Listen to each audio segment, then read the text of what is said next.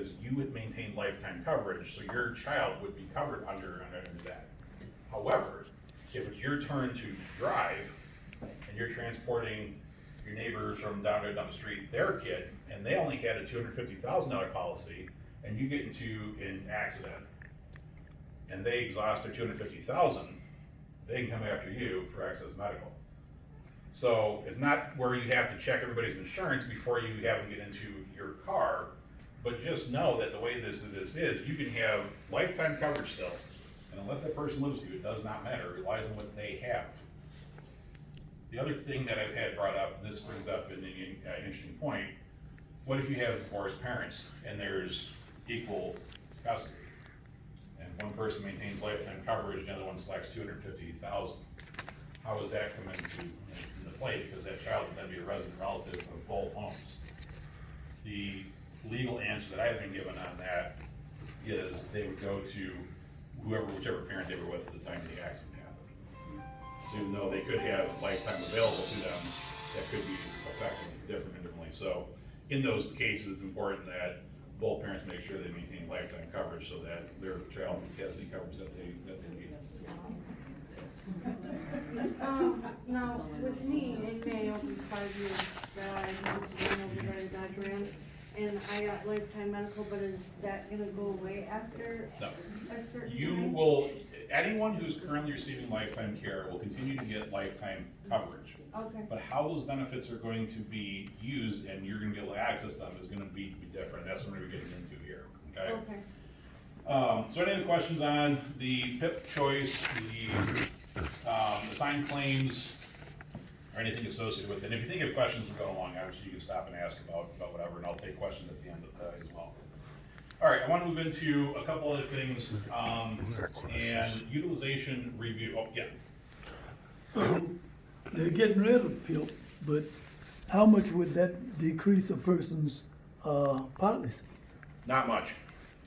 Really isn't going to be much, because the percentage associated with the various levels is, again, only going to be, the savings is not across your entire insurance policy. It's on what you pay for PIP only, and even then it's based off of a statewide average, okay? So that's going to be, I've actually had the insurance commissioner tell me, directly, some people will save the full amount, others will save less, some won't save anything, some will end up paying, we're going to pay more. It's a statewide average, so there really isn't any way right now to effectively tell what that could potentially look like, because there's all sorts of other factors that are gonna play into it that already cause the rates to be as high as they are now.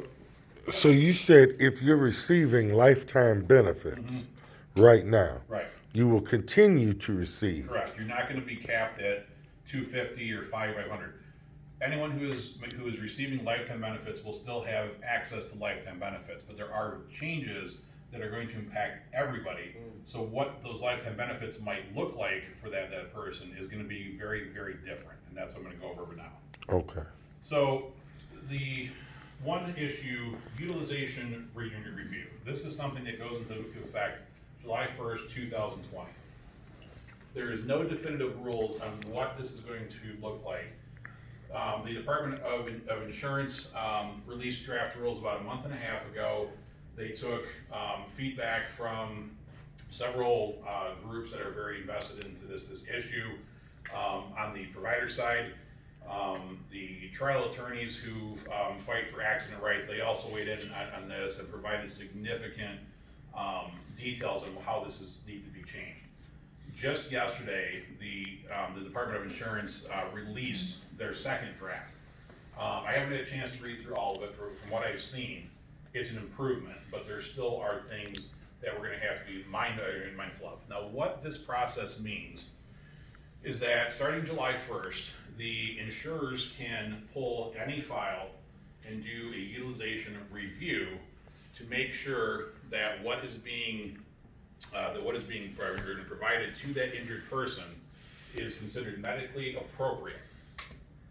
And they can cut benefits if it is deemed it is not a medically appropriate service, or, and this is where the issue comes in, the service that they are getting, the frequency or duration of the service is not leading to substantial improvement.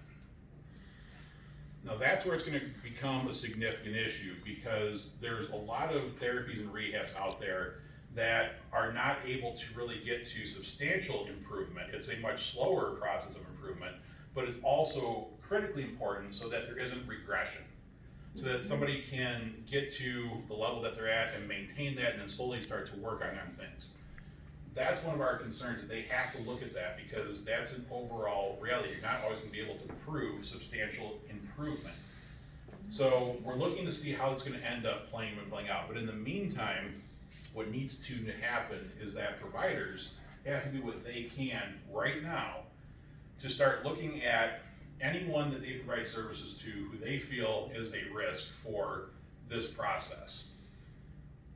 It's hard to say who could be at risk for it, but I'm betting it's going to be those that have shown they are not compliant with their current treatment. So that if insurance companies are seeing a lot of missed doctor's appointments, or they're not showing up to the Vote program when they're scheduled, those things can come into the play. It's not saying they're gonna cut benefits totally, but they might reduce the person's ability to go there to, if they're scheduled to attend, let's say here, 3 days a week, but they're only showing up 1 day a week, the insurance company may say, we're gonna authorize 1 day a week. Now, obviously, there's gonna be factors that are gonna come into play, but this is something that it's up to not only the provider, but to the clients and patients as well, to really look at this and say, okay, what can I do to help myself? What can I do to make sure I'm attending the doctor's appointments, I'm complying with any sort of treatment plan, I'm trying additional therapies that the doctor wants me to go ahead and do. Those are things that can make a big difference, and until we truly know what these rules are gonna look like, it's very hard for us to plan in any other way. So it's the only thing I can really share at this point. The good news with this is, because the insurance commissioner realizes this could be a significant issue, and the insurance companies can take this and really run roughshod for a couple months to see how far they can push this. When she started to develop this process, she started with the appeal process first. So that way providers and patients and clients have a course of action, so that in case their file's pulled, they can then challenge it if the benefits are reduced or the benefits are then cut.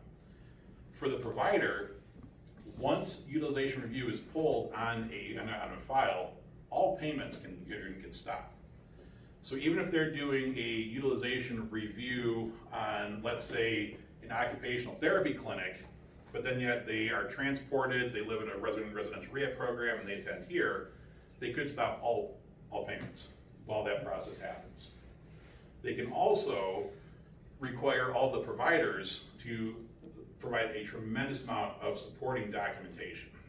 So that's why the documentation by providers is critically important, so that one, it's done in a way that again shows the necessity of what they're doing, but also so that providers are ready to go, because they're gonna have very short turnaround times when this happens. So that's something they have to really look at.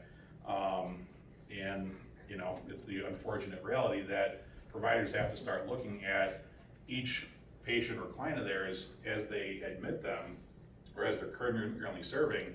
And if there's some significant questions and they're concerned about this, the provider may have to make that call. Do they change up the frequency in which they're providing service? Do they continue to provide service? And then so on.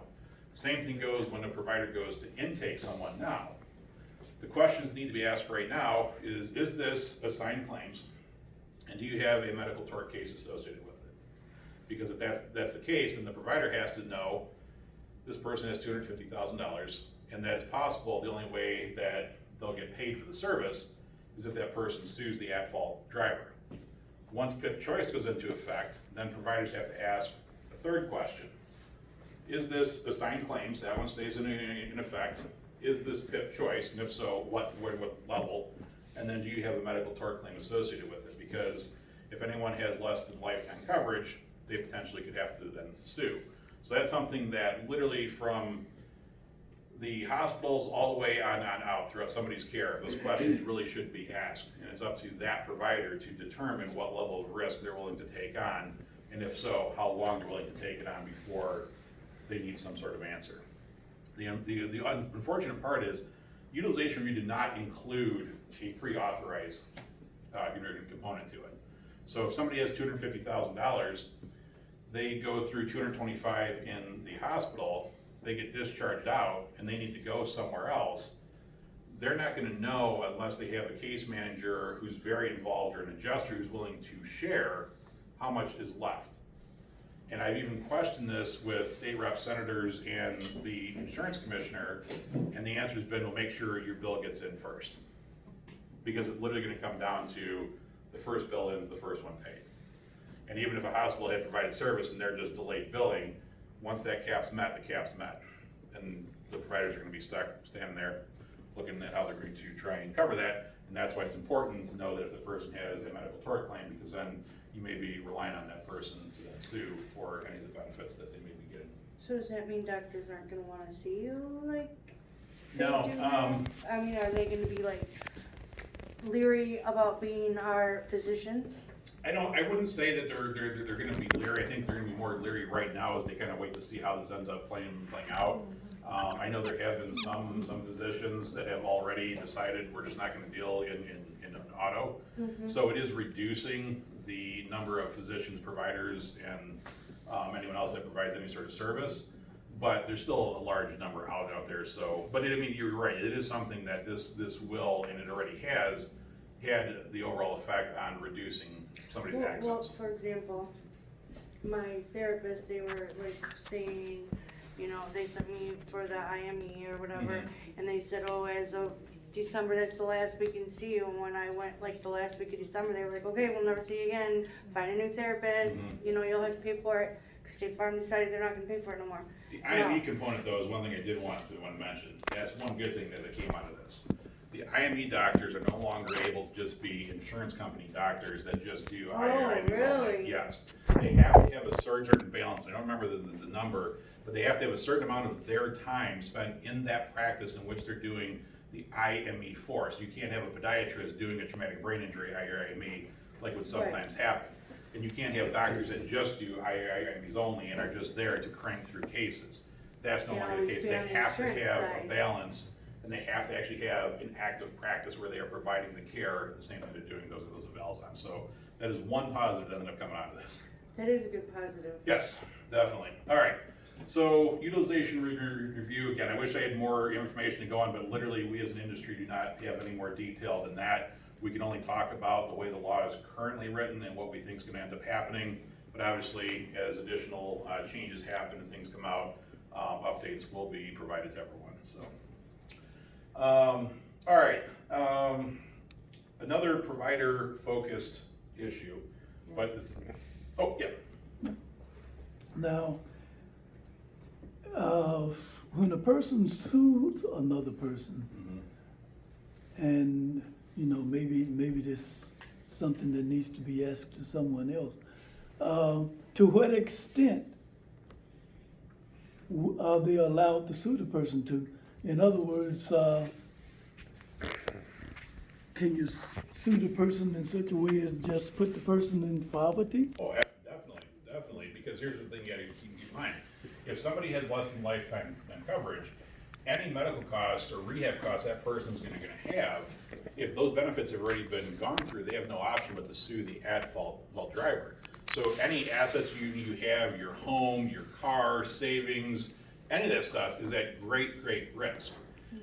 The other thing with this, though, is that in addition to having the medical claim, you still can be sued for the tort claim that's always been there for any sort of pain and suffering and so on. But the one thing that also you have to keep in mind, if somebody has $250,000, they exhaust through most of it in the hospital, their ability to collect 3 years worth of wage loss is completely gone.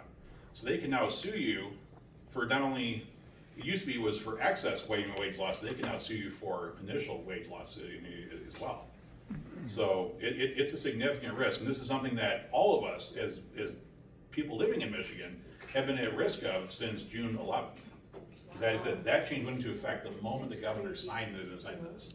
So that's why it's really imperative to purchase coverage to protect yourself as best as you possibly can, not only lifetime in the event that you're injured, but but also additional coverage in case somebody goes after you for being the one causing the accident. So how much more is this umbrella to add to your? That pretty much varies. I mean, Like around, like I know it varies, but like you can think like 100, couple hundred? a couple hundred. A month? Mean, no, yearly. I mean, Yearly? yeah, you could be talking 300, 400, 400 low end. And but they would break it up like they do with. I'm not sure. I mean, yeah, you could probably have it set up that way, but again, the prices are gonna vary based on the By your different insurers, insurance so. and where you live. Yeah, I would definitely reach out to your agent on that one. So if you hit somebody that's broke, you're screwed. Right. Exactly. Tim, Yeah. does it allow you to Doesn't- sue their insurance company? Or are you suing them as individuals or both? You potentially could sue both, but here's the one thing that I think is gonna make it very hard to sue the auto insurer.